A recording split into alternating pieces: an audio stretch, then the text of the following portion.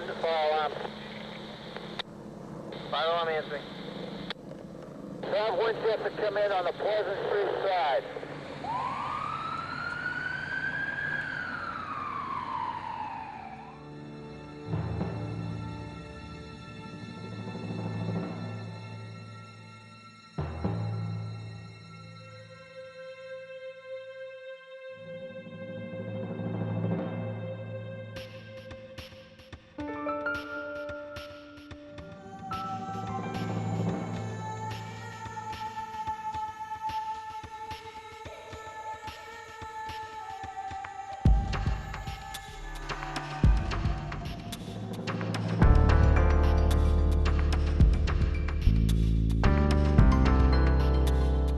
I enjoyed going to fires.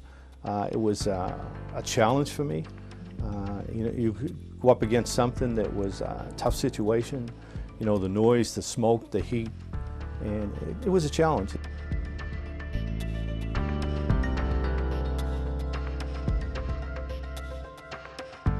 You never know what you're going to get between, lugging the hose, like I said, or climbing a ladder, or pulling walls when the overhauling's going on. There's a lot of strenuous work, with the axes and the pipe poles that are used to pull the plaster. You're doing nothing. All of a sudden, you're lifting a 300-pound person down 3 flights of stairs. Right.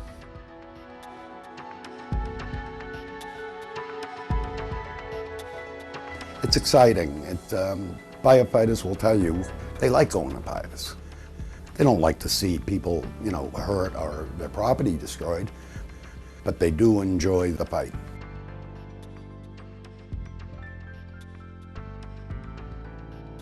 At first you're a little hesitant, but I mean, after you want a job, you got to attack the fire. You're not going to fight it from the outside. You got to get in there. You can see the flame. You're saying to yourself, what am I doing going in here?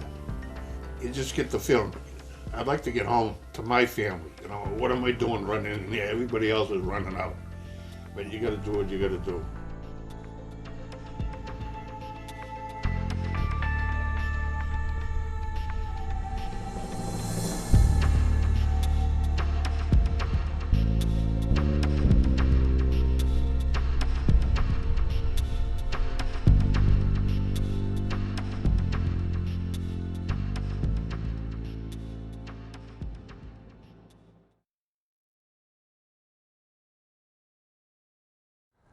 Fighting fires in Woburn is as old an activity as the town itself, though the closest thing to an organized effort was a bucket brigade, where neighbors lined up and took water from the nearest well or stream to fight the fire. Colonial ordinances, in fact, typically required that every homeowner had to have at least 1, if not 2, good leather buckets available. The town was formed in the 1640s, and growth was steady but slow. By 1800, the town's population was only about 1,200 people, so the bucket brigade had to suffice. Things began to change with the opening of the Middlesex Canal in 1802, and there was a spurt of growth, more shops in the village. More homes meant more congestion, and the greater risk of fire arose. And the townspeople also remembered an incident in 1808 when their meeting house or church burned to the ground. Arson was suspected, but never proved. In 1813, the first firefighting clubs, later called companies, started to be formed. They were private in nature. They weren't a part of town government. But the town in 1828 decided to purchase its first piece of fire apparatus. It was called the Woburn engine. And the company that was formed to use it was called the Woburn Engine Company. By 1829, it boasted 21 members, and they adopted as their motto, ever ready in time of danger. You had to pay $1 to belong, and you couldn't live more than 1.5 miles from the center. That's where they kept the engine, in a barn down on Park Street. In the 1830s, the town purchased another engine called the Albion engine, and another company was formed to handle that engine called the Albion Engine Company.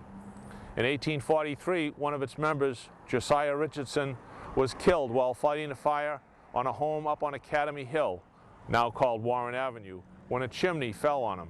He was 31, left a wife and small children. A third engine, called the Vito engine, was purchased by the town in 1845.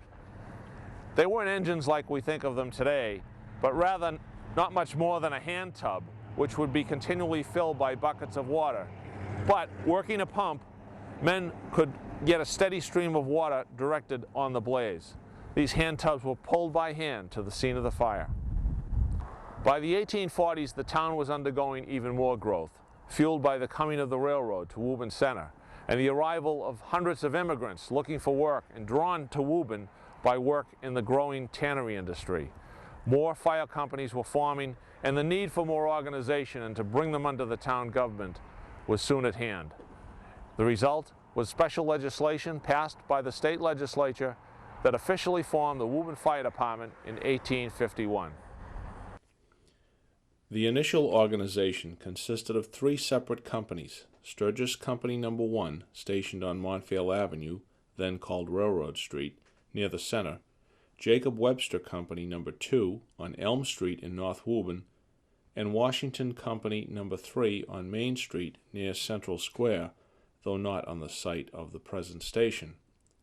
The companies consisted of all call men, that is, men who pledged to be on call, who would respond as the need arose, being paid for the actual number of times one responded. Stewards were assigned to be in charge of the equipment, officers were chosen in each company, and weekly meetings and training sessions were commonplace. The first chief engineer, or fire chief, was Jacob Webster. In 1853, the department purchased 3 Howard and Davis engines, again hand-drawn tubs, much like the Vito.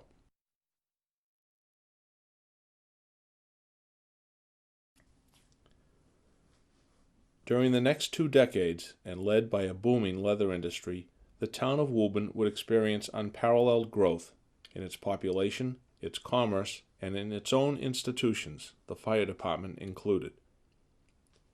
A new engine house was built in 1857 on Main Street in North Woburn, while another was built in 1860 on Thorn Street, later renamed Hawthorne Street, in East Woburn.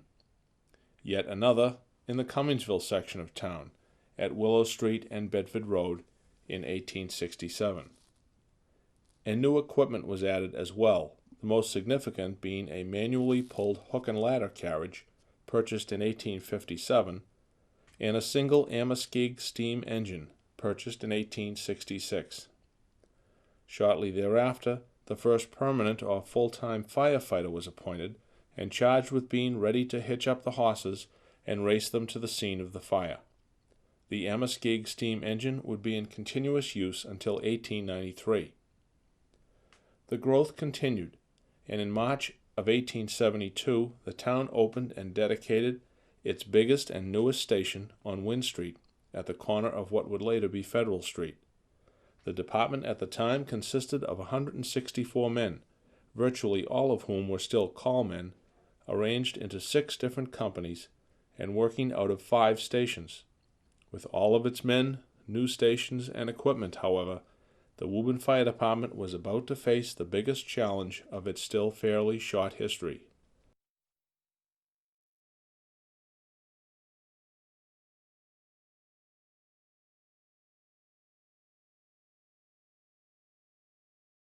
It was started by an exploding kerosene lamp in a photography studio on the 2nd floor of Kelly's building in the heart of Woburn Square.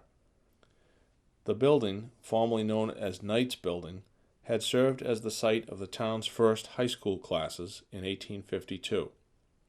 By the time it was over, the entire block between Walnut and Everett Street was wiped out, and with it 4 separate wooden buildings of 2.5 stories each, along with a separate 1-story structure, the large Methodist church, and the recently completed Methodist parsonage house.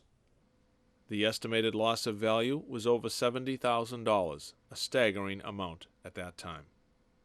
Problems plagued the Woburn Fire Department from the outset, for though the city's new fire station was right around the corner on Wynn Street, with an above-ground reservoir even closer at the rear of the Baptist church, getting water on the fire was a major problem.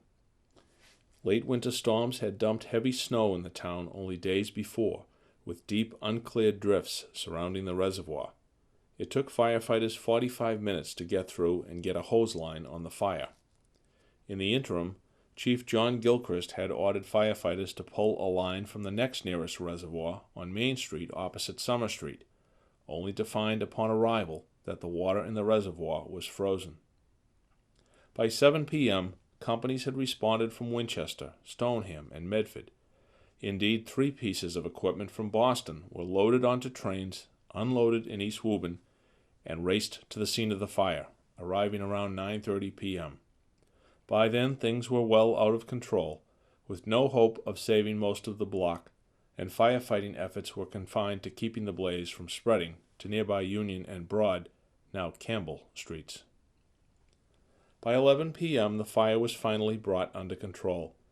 The biggest casualty had been the church, originally built in 1845 for the Universalists, later used by the Unitarians, and home to the Methodist congregation since 1865. The department had never before faced a fire of such magnitude, and it came in for plenty of criticism for failure to check the condition of the reservoirs or to clear the heavy snowdrifts. But the townspeople themselves were in for some criticism. The fire had attracted a huge crowd, and it was party night in Woburn. Many in the crowd were rowdy and intoxicated. Pickpockets had a field day, and when some suggested that it was the people from Boston that came out that caused the trouble, the Woburn Advertiser said, "We had thieves enough at home without reinforcements."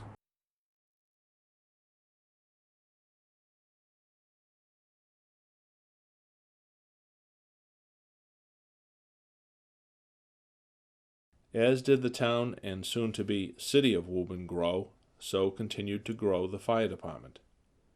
The latter 1870s saw the formation of the Highland Hose Company, with a new station built at the corner of Green and Prospect Streets, and designed to serve the many tanneries situated along the nearby railroad line. Also formed was the Clinton Hose Company, which moved into a station built on Clinton Street in Central Square. And while the old station on Railroad Street was itself ironically destroyed by a fire in 1879, a new station was built on the same site the following year. Companies continued to form and reform as well, with the John Cummings Hose Company taking over the station in Cummingsville in 1875, the Charles Porter Hose Company No. 4 moving into the East Woburn station the same year, and the Vedette Hose Company taking over the North Woburn station in 1879. In 1881, a new Gamewell fire alarm system was installed. The first horse-drawn hook and ladder truck was put in place in 1885. The Woburn Firemen's Relief Association was formed in 1886, and a new double Amoskeag steam engine was purchased in 1893. The department battled its share of major fires and other calamities throughout this era, including the hottest fire Woburn has seen for years, which wiped out the sprawling Stephen Dow Tannery on Water Street in 1893, and the Loring Tannery disaster in 1895, when a boiler exploded and blew apart the large tannery on Conn Street, leaving 5 dead and numerous others injured.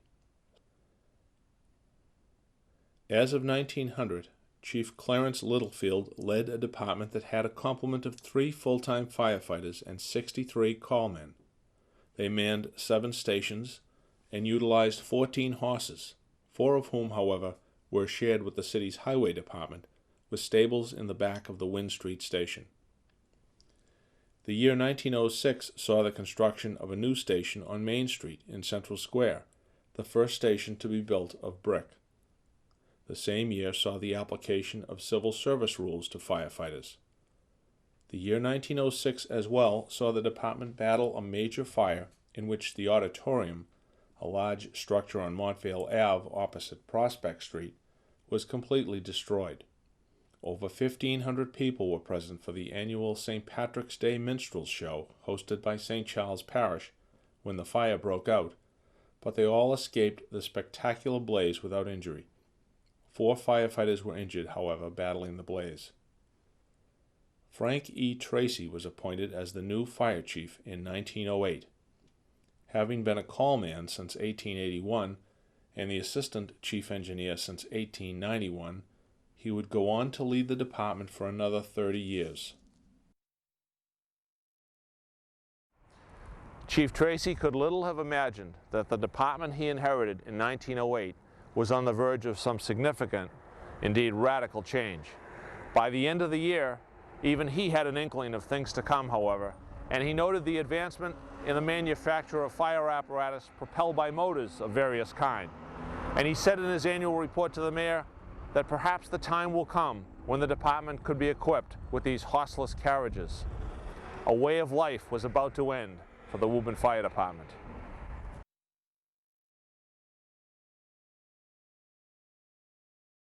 The excitement of a horse-drawn fire wagon racing to the scene of the fire, the tight-knit camaraderie of companies working out of 7 different firehouses, all of this would soon be the stuff of memory.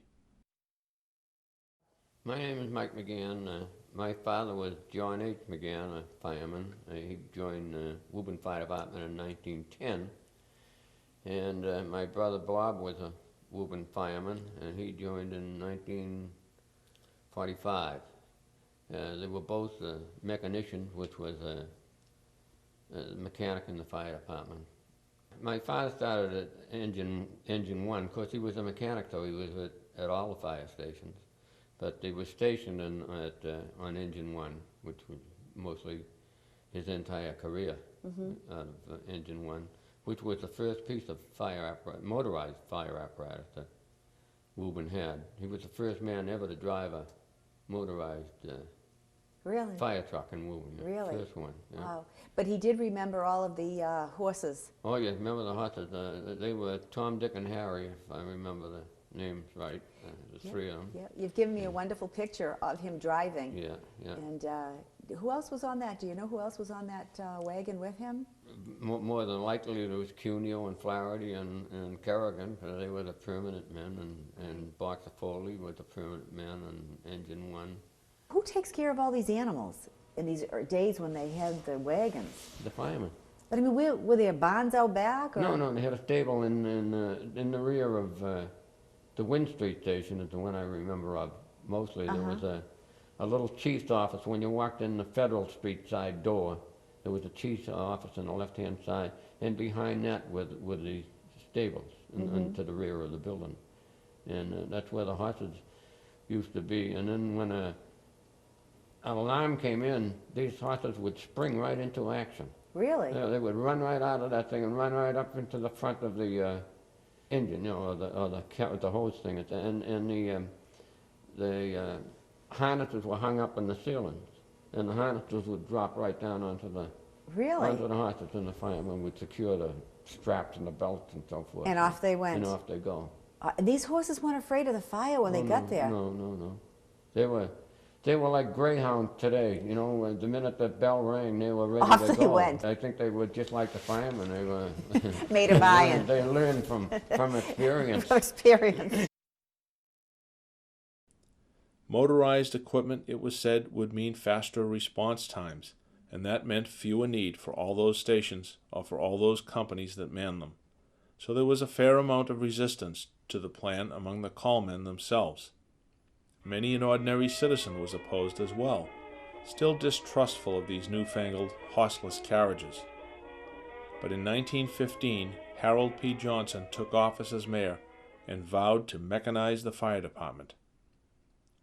The city started the year with 7 stations, 16 horses, 62 callmen, and 3 permanent men. By year's end, there were only 3 stations, 3 horses, and 21 callmen.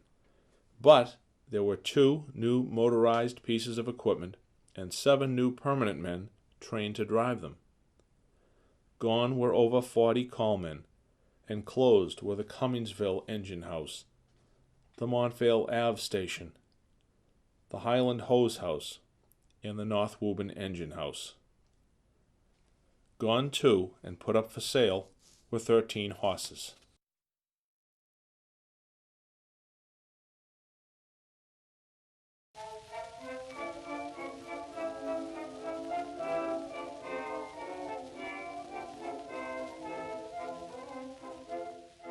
The two motorized pieces of apparatus were put in the Central Square and the Wynn Street stations. A motorized ladder truck and a new Studebaker car for the chief were purchased the following year. A horse company remained at the Hawthorne Street station in East Woburn for a few years longer, until another motorized engine was purchased in 1919. With that, the era of horse-drawn fire apparatus came to an end, excepting one horse kept in reserve. At that time, too, the fire trucks, you know, they only had generators, you know, and not alternators like they do today and all of this. So every time they went out, the batteries went dead and things, and they huge batteries. And when they were hooked up to the fire, when they went in the back, the fire station, they had to put these big clamps on them to the battery chargers, and they were on constantly. Really? So before they could go to a fire, they had to disconnect all these big clamps and everything off the truck, or sometimes someone would forget about it and drive out, and because there'd be wires all over the damn place. And I can remember the big ladder truck, Callahan used to drive the ladder truck, and it had a hand siren on the front, you know, that would turn. And because he drove it alone, and one call man would jump on the truck and ride with him. And if he had the headlights on and they had electric siren, if they touched the electric siren, the lights in the truck would go out. So no one was allowed to do that. You had to stand there and crank this hand. Oh my goodness gracious.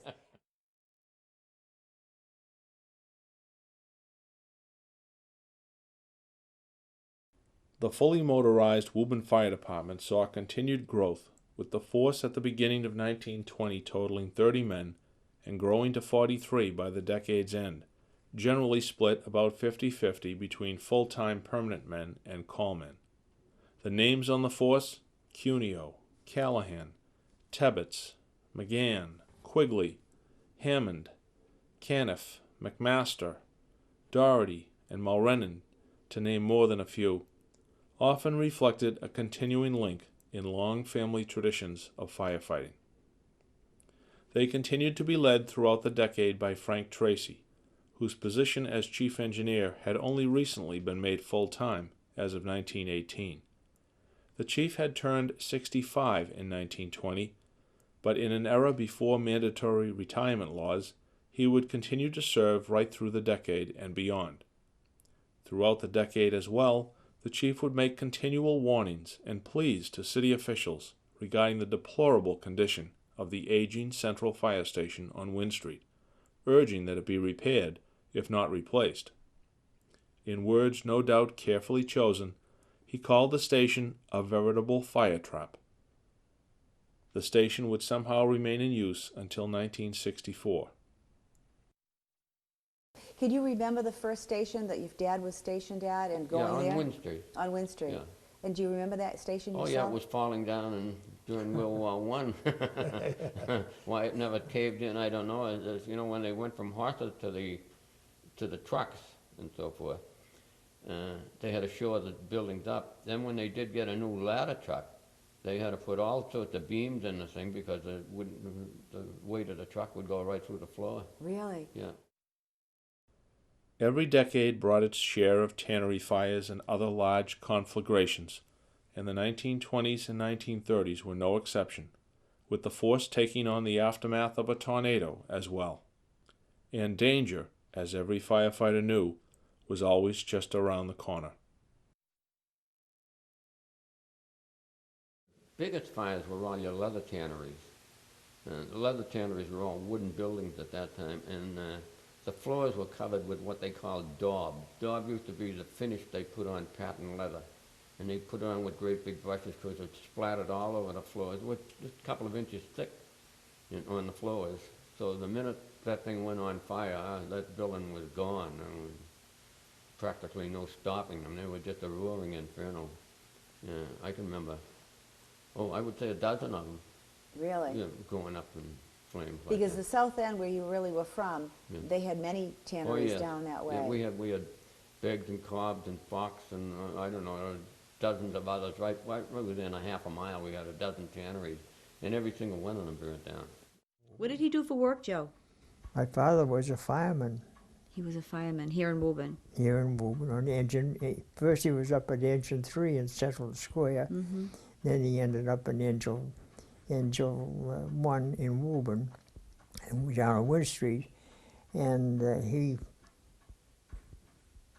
fought his last fire in 1925 at the Baptist Church. The First Baptist Church. Yeah, and he was disabled at that fire because he had helped bring a guy. They were up in the steeple playing the hose on the roof up back, and they had to get out because the flames were getting so bad that they come out, and he helped carry the guy down that was with him, his companion, and he strained his heart.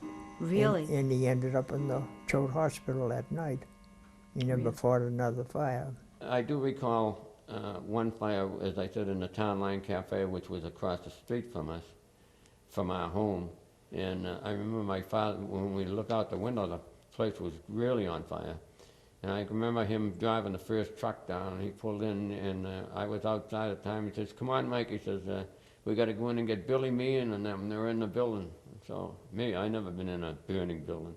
So I went in, I was in there, I don't know, less than 5 minutes, I don't think, and I couldn't breathe, I couldn't do anything. I broke a window in a stairwell to get my breath, and I got the heck out of that fire. And he was still in there half an hour later, and he took the meetings and everyone else out that was in that fire. I don't know how in the world they ever did it, really, I don't. It had to take a very special person on all of them. John's father, positively, all of them. yeah. Absolutely. They were all made of iron at that time. They were. They had to be, because I said they didn't have any math, they didn't have anything. Was your dad ever hurt, John? A few times he got smoke, but never physically hurt. He went to a fire during the night, and he came home at 8 o'clock in the morning. He walked into the kitchen, and he just passed out from smoke. But my mother helped him revive him, and he was fine. Yeah, all the meals came from home. Yeah. They did. What they used to call a Boston bag, like the doctors used to carry. Oh, really? They used to call it a Boston bag, and everyone, we had to walk back and forth. And of course, there was no, your mother would make the supper and bring it in, and they'd wrap a towel around it or something, supposedly to keep it warm. But by the time we got there, it wasn't too warm, I don't think. Was your dad ever hurt, Mike? Well, my dad got hurt by the man sitting beside me, his father. He never got hurt in a fire, but John's father, on his first night at work, backed over it, took a truck and backed up, and he backed right over my father and broke his leg in 6 places. He did, John? He did, yeah. That was the only time I think he ever got hurt. He never got, in all his years, 38 years or so in the fire, he never wore a mask and was never overcome by smoke. And always claimed that anyone got overcome by smoke was a sissy.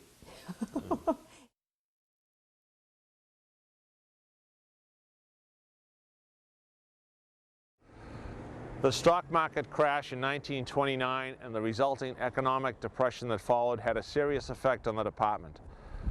City finances were tight, and the level of the force remained the same throughout the decade.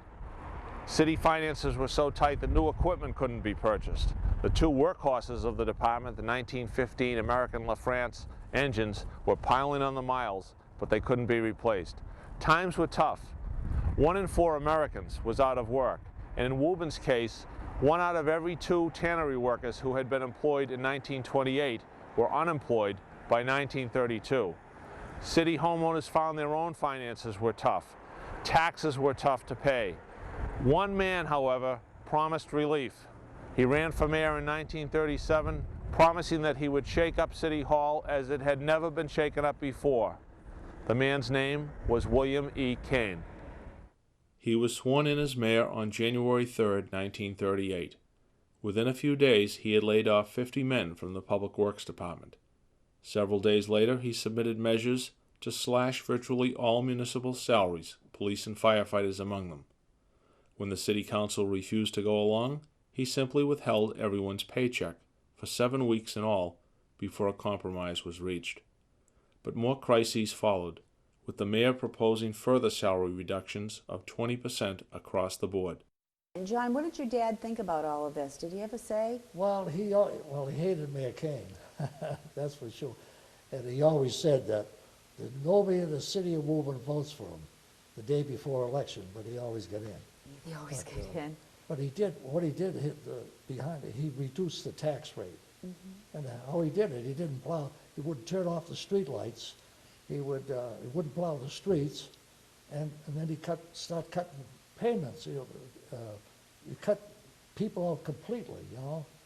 So he was quite a character, but they survived him. They did survive him, they did survived him. indeed. And living under those circumstances in those years was very trying for all the families involved, police and firemen. Watching all of this in the fire department was Chief Engineer Frank Tracy. Appointed as a call man at the old Cummingsville station way back in 1881, the chief had seen it all in his remarkable 57-year career. By July 1938, however, he had seen quite enough, and he retired at the age of 83. Just before retiring, however, his pleas for new equipment had finally been answered, and he oversaw the delivery of 2 new Mack engines. As for the man to replace Chief Tracy, the mayor announced that he was appointing a man with no prior firefighting experience. Indeed, the man had most recently conducted a retail fish business. The man's name was Michael Kane, the mayor's own brother. Some classic controversies would lie ahead. Kane wanted to have the callmen sleep at the firehouses, and that way he wouldn't have to hire more permanent men. And they refused. So he called a meeting of all the callmen down the Central Fire Station on Wynn Street, and he lined them all up, and he went person to person and asked them, would they sleep at the firehouse? And none of them answered the question except my father. And my father told him that positively he would not sleep there, and he also asked them, or told him, that he should be filling the 2 vacancies they have, the permanent vacancies. So as a result of that, Kane fired all the other callmen and kept my father on, and said that my father had enough gumption to speak up to him, so he kept him on as the call firefighter, and fired the rest of them. And there were further budget cuts and withholding of paychecks. When in February 1939, every man in the department filed a lawsuit against the mayor for back wages, the mayor responded by removing the beds from the stations, complaining that firemen were the only night watchmen in existence who sleep on the job. He was also said to have remarked that there are only 2 kinds of people that make money lying on their backs, and firefighters are one of them. The removal of the beds did not go without incident, however, for the pile of mattresses outside the Wynn Street station mysteriously caught fire. The mayor and chief were not amused.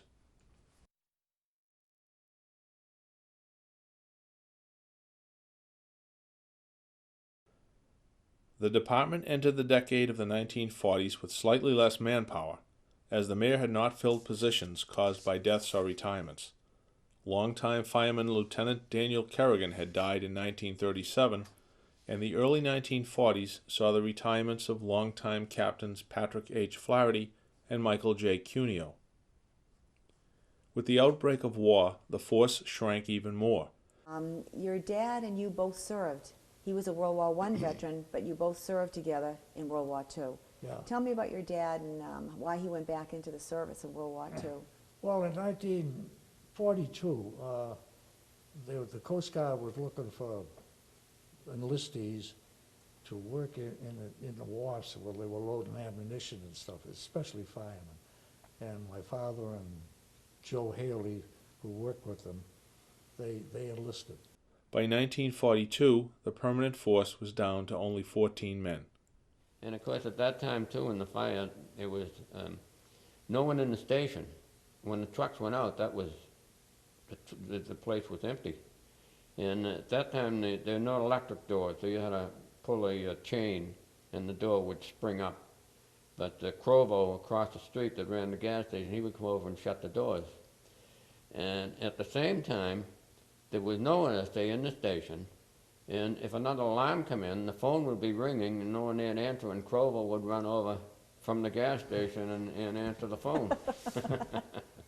But Duaz fire, I remember because it was really burning, and up on top of the ladder there was a fireman standing there, all through this with the smoke pouring out, Hub Cogan, standing outside, and And after the fire, someone remarked that Hub was a real strong guy. He was up there for 2 hours standing and all that smoke coming out on top of him. My father said, well, who do you think was inside with the nozzle talking to him?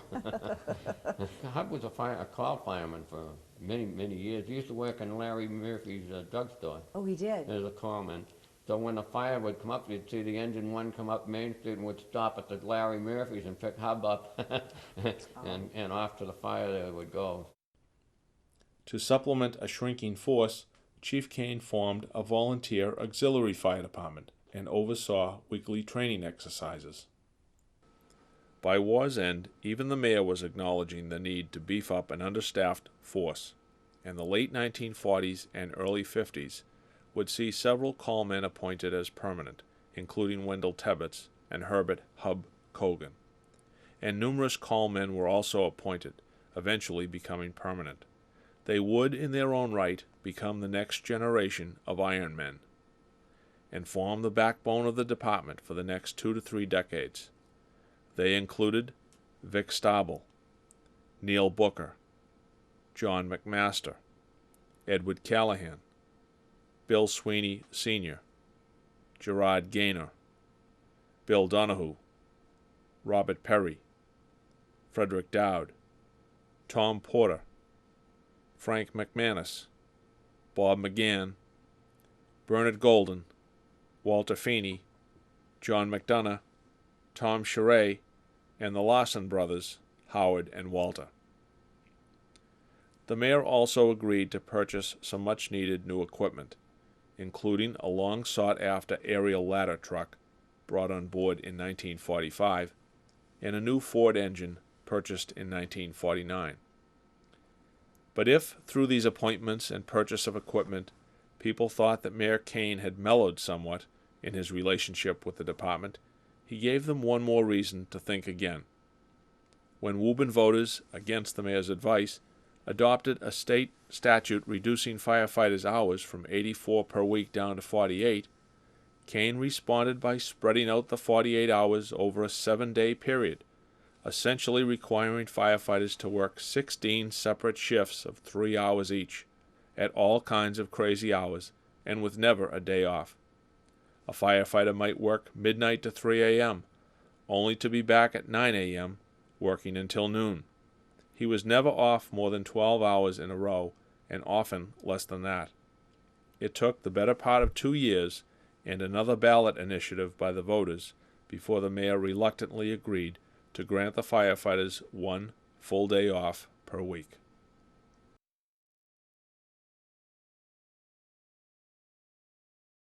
The 1950s saw the coming of the baby boomers, and Woburn and America saw sharp increases in its population and number of homes and businesses. The roles of the department expanded accordingly, both throughout the decade and well into the next.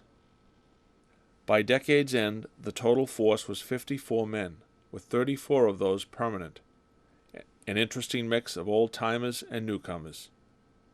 For those who joined the force in the 50s and 60s, their memories today cover the full gamut of department life in that era, the work ethic of the old-timers, the seemingly ancient equipment, and of course, a tough fire or two. Well, Frank Daly, I worked with Frank a lot out of his one. Oh, you did? And he was, I swear he used to swallow smoke and spit it out. He'd be in those fires all the time. And but he'd get you in there too. You had to be in there with him. So it was interesting. But Frank was, he was the old school.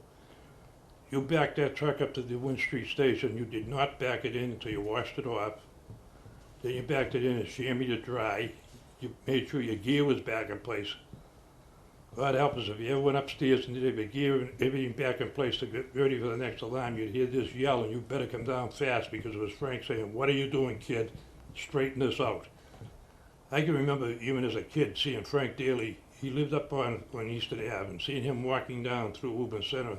He walked so stiff and straight in that uniform. Just the way he walked in the uniform, he drew respect from people. He was that type of guy. wonderful. A good guy. A good guy. Do you remember your dad ever talking about a fire that he experienced that stuck with him, and or a rescue from his time? Well, the one that stuck with me that he worked was St. Charles Church. And he was operating a ladder truck at St. Charles Church. Because it started at the main altar at St. Charles, and it got up into the crawl space. And it was just, they got that roof open right over the altar, the slate roof and everything, they got that open. My father was up on the roof. He was on the slate roof. Wow. Opening that up. That was his job. Oh, wow. And it was iron lines McGann and Frank McManus. And Tommy White was there with them and Hub Corgan. They got that line down and stopped that fire. I didn't work with Jack McGann, Bob's father, but I did work with Bob. And he was another guy that He was tickler. oh boy, you were with Bob, you better be ready to get inside there and work, because he was in the middle of that fire and he just wanted to knock it down and control it. The fire wasn't going to control him, he was going to control the fire. That's interesting. And you had he took me in many a place that I'd be trying to find a window, stick my head out and spit out and throw up and everything else, and he'd be saying, "Come on, kid, rip this ceiling down." He'd say, "How you doing it?" You know. But he was that type of guy. He was really good. Frankie McManus was good. He could eat smoke too, I guess. Oh, he could eat it and spit it out. But we had the white spot. And the fire chief from Winchester, Chief Callahan, and I were on the back porch. And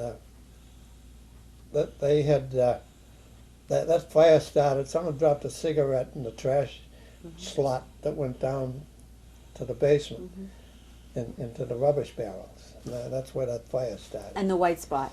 And it was boiling. Tommy White and I had been in there, but we got about halfway from the back of the building to the front, and we got driven out. So we finally had to evacuate the building.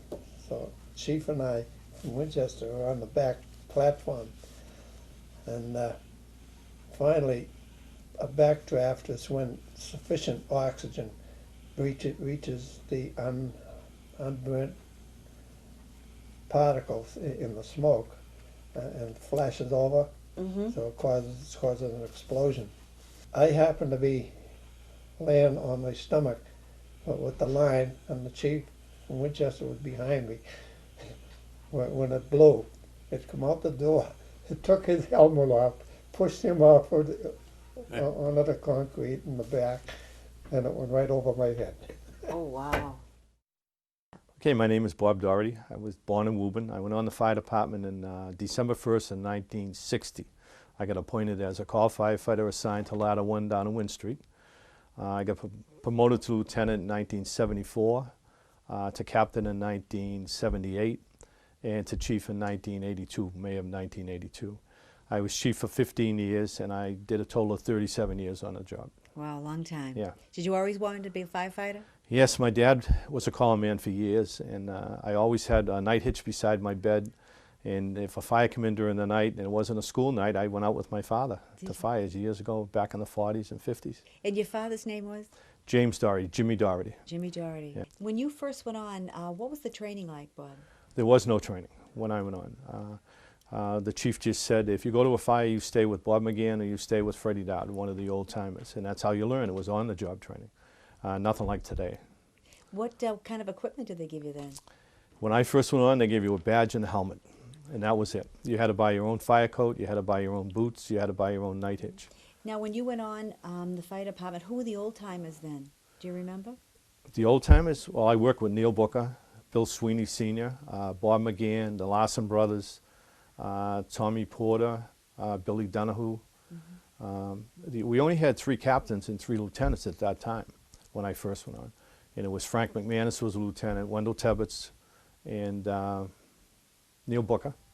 And the 3 captains were Jerry Gaynor, Tommy White, and Bob Perry. Oh, wow. When I first went on. Yeah. Do you remember your first fire that you had to answer, or your first call that you had to go out on? The first fire I ever went to was in Winchester. Really? In the old days, if you were a call man and Engine 1 went out of town to one of the surrounding towns, you had to get down to Wynn Street and stay there until they came back. And myself and Billy Langell and Joe Wells went down. We were all call men. And Neil Booker was the lieutenant down in Winchester, and he wanted 3 more men. So the 3 of us went down in Billy Langell's car, and it was a 3 or 4 alarm fire. It was Waterfield Hall down there. And that was really my first fire that I went to. And was there a Bob McGann there for you to hang on to and Not call? then. But there was, Walter Lang and Billy Ingraham was there, and Booker was the lieutenant. Booker had been around a while. And what did you think? What was going through your head? I had never been, it was kind of scary the first time. And I can remember we were up in the 2nd floor, or the 3rd floor, there was a big auditorium, and the fire was under the stage down in the rear. And I was coughing my head off, and I couldn't figure out why. And I had, in those days, we had what they call an all-service mask, which was just a canister that you had to filter the smoke through and breathe it. And in my excitement, I had forgot to screw the hose onto the top of the canister, so I was just breathing the smoke in right through the hose. Oh my goodness. But that was my first experience at a fire. I was very fortunate. I saw the fire department before radios in the system we had then, and I saw us change. The equipment, the rubber coats that would bubble. If you get into a hot fire, the coat would bubble. Really? And you didn't have breathing apparatus. You had, when I first come on, we had old World War II gas mask and Chemex, a chemical mask that would clear the air, supposedly clear the air for you. But it was so clumsy you didn't even want to wear it. No one wore masks. No one wore it. They didn't? No. Woburn Fire Department was known for an inside fighting company. You had to fight the fire inside. You couldn't put it outside, pouring water through a window. It wouldn't go out. You had to go in and get it. A shift at the top occurred in the late 1950s as longtime Fire Chief Michael Kane retired in 1958. What type of personality do you think Michael Kane was as opposed to his brother William? But Michael was not as vicious as his brother was, you know. Mm-hmm. But did he learn on the job, it sounds like, too? he learned a lot. The guys taught him a lot, yeah. He listened to all the captains, and there's only a few captains, lieutenants. He listened to all those guys. But he never, he made sure you learned. He didn't push you. He wasn't tough on. I didn't think he didn't hurt anyone, you know what I mean? Captain Joseph E. Haley served as acting chief for a year until Mayor William G. Shaughnessy appointed Edward B. Callahan to the top spot in 1959. Callahan, son of firefighter Frank B. Callahan, and a member of the force since 1946, would go on to lead the department until 1980.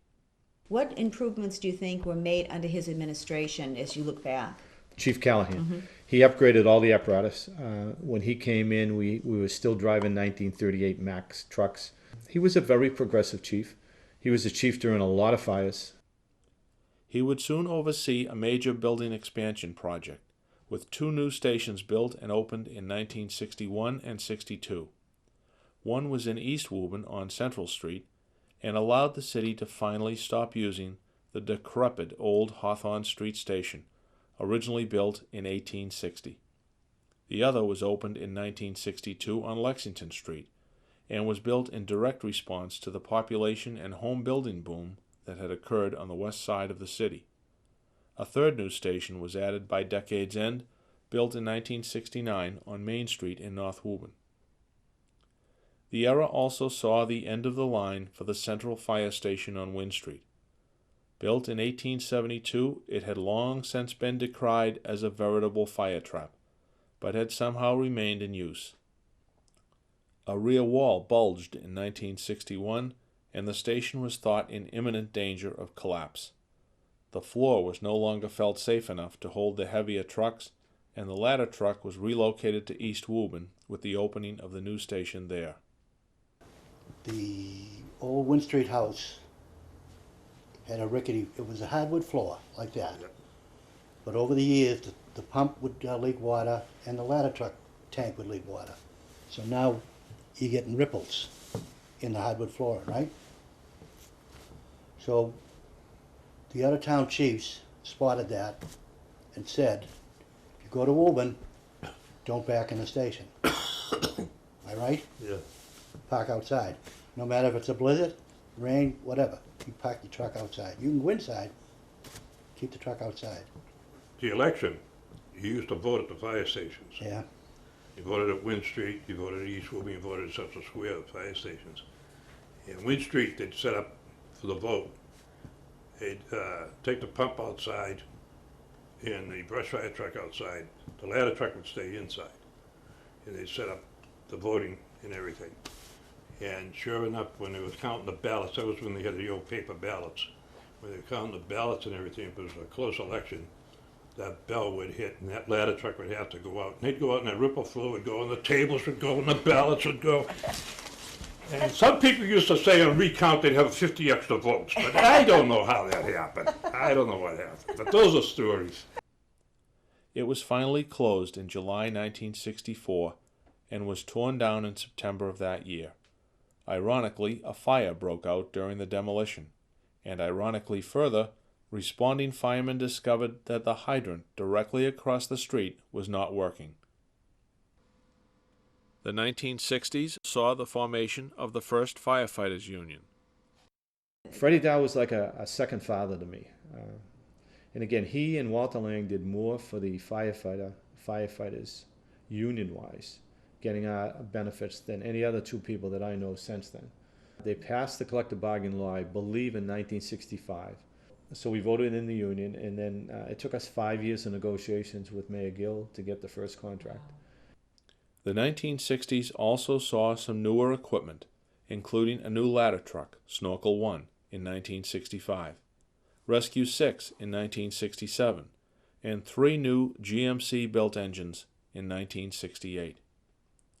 And the force needed that new equipment, for there were still plenty of large fires to fight. I'm going to go on to the Westgate apartment fire, which is what, 1966? 66. Fire started in the basement, but this was a very bad fire. Back in the 60s, we didn't have the breathing apparatus that they have today. We had some Scott masks, we had some all-service masks. So you really took kind of a beating when you went in. No, I'm sorry. Go ahead. Very smoky fire. Oh, absolutely. I do notice here from the article that Bill Mulrennan collapsed at the scene. Right. Mike McGann burns on his hands. Right. And here we see firefighter Bill Langell also overcome by smoke, and he's being assisted by police officer Al Matrano. Right. And so they really, and I guess you had Clarence Scott and Thomas Porter there. So they really did suffer. Took an awful beating with the smoke in this. And it completely gutted the building. Mm-hmm. By the end of the 1960s, the department was up to 63 men, including 52 permanent and 11 call firefighters. They would need every one of them, however, as the department and the city were about to experience some long, hot summers. Unrest among the city's youth had slowly been simmering, and by 1969, the pot boiled over. A wave of arson was the result, with fires and unrest a way of life in Woburn for the next 2 or 3 years.